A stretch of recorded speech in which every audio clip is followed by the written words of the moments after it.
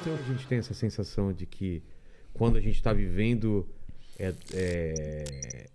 é menos drástico do que... Por causa da maneira como a gente processa informação. Porque é o seguinte... Aliás, mais drástico. Né? É muito mais intenso.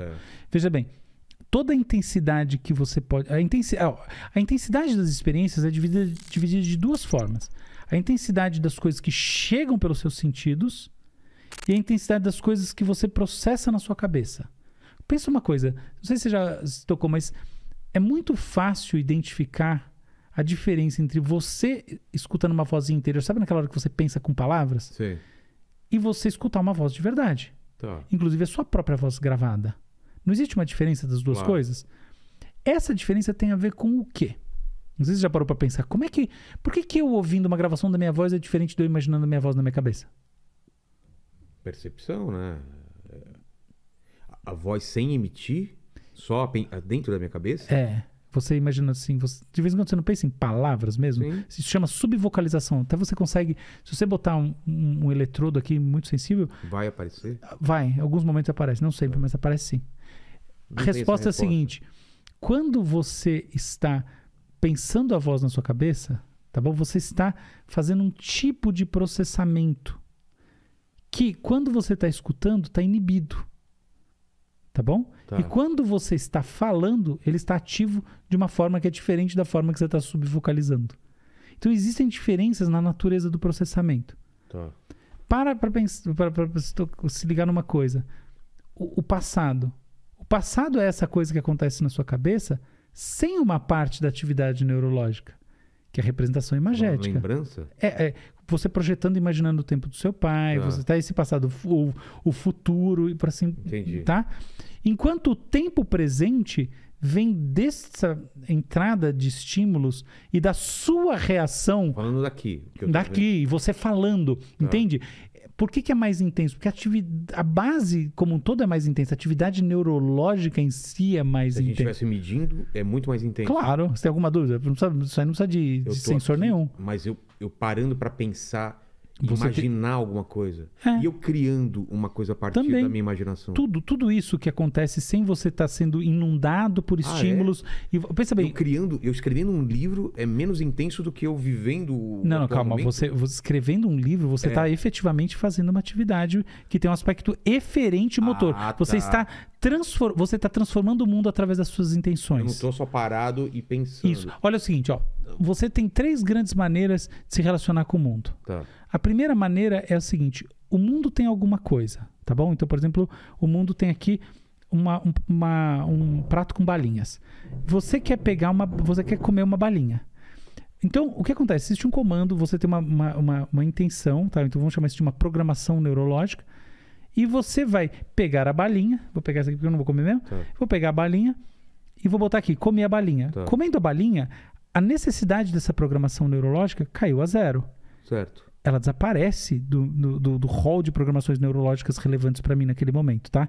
O que eu fiz? Um comportamento eferente. Eu fui lá e fiz um comportamento motor e eu transformei o estado do mundo. Eu pensei muito para fazer isso. Não importa. Mas, por exemplo, se eu estou escrevendo um romance, eu estou pensando muito. Pra caramba. O que importa não é isso. O que importa é o seguinte, nessa narrativa aqui, é que você está transformando o mundo.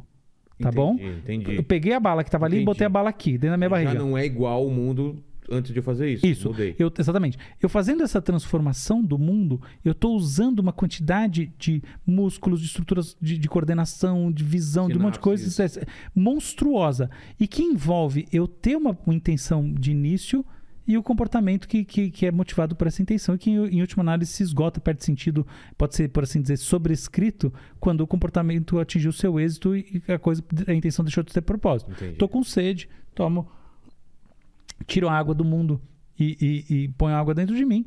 Eu mudei o estado do mundo e isso aí finalmente deixou o comando mental beber água nulo de propósito, portanto ele decai na minha programação neurológica, tá bom? Tá.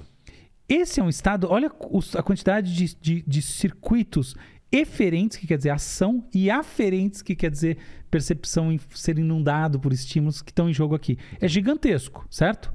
Agora, imagina você imaginando simplesmente o ato de tomar água. Você imagina o ato de tomar água e uma parte imensa disso não está acontecendo. Qual parte? A parte eferente, porque você não mexe, e a parte aferente. Você me perguntando... Anterior a isso, eu iria falar que o imaginar daria muito mais trabalho, porque você tem que imaginar muito mais do que fazer. Mas não, imaginar... Né? Então, não. Porque se trabalho é algo que a gente mede em joules, tá? Em calorias gastas e tal, claro que não. Só imaginar, então... Imaginar te dá... O que acontece é o seguinte. Imaginar é mais intenso do ponto de vista da experiência. Imaginar cansa mais. Tudo isso. Que eu tô falando. Mas não mais trabalho como um todo. Porque o trabalho é uma medida, né, física, né? Então, é uma medida de efetivamente transformação do mundo, geração de entropia. Não importa, mas que é meio complicado esse papo de físico. Mas o que importa é que, de fato, o trabalho é menor. A intensidade percebida pode ser maior. Entendi. Mas o ponto é o seguinte. Quando você imagina alguma coisa, tá, o passado, alguma coisa assim... Você também não está nessas de imaginando um livro e tal. Você está olhando assim, como é que era no tempo do meu pai? Tinha isso. Menos interessante. A sua relação... Compara a relação que você tem com o trabalho que você projetava, então o mundo real, tá? Dessa questão toda, pra gente aterrizar ela.